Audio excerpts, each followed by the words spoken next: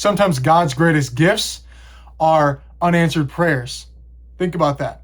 You pray for the door to open, you pray for somebody to stay, you pray for the opportunity to work out, you pray that you'll get exactly what you want. But what if God's answer wasn't giving it to you? What if his answer was keeping it from you?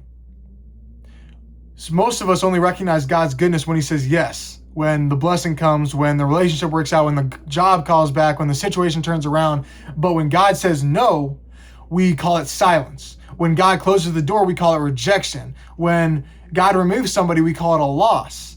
When something that looks like rejection is actually protection. Sometimes what feels like silence is actually God saying, I see what you can't see. You wanted the door because it looked like progress, but God saw what it led to. You wanted the opportunity because it looked successful, but God knew that you were selling your soul. Proverbs 16:9 says, in their hearts, humans plan their course, but the Lord establishes their steps. And Isaiah 55:8-9 says, for my thoughts are not your thoughts, neither are your ways my ways, declares the Lord. Just because God didn't answer your prayer the way that you wanted it to doesn't mean that he didn't answer.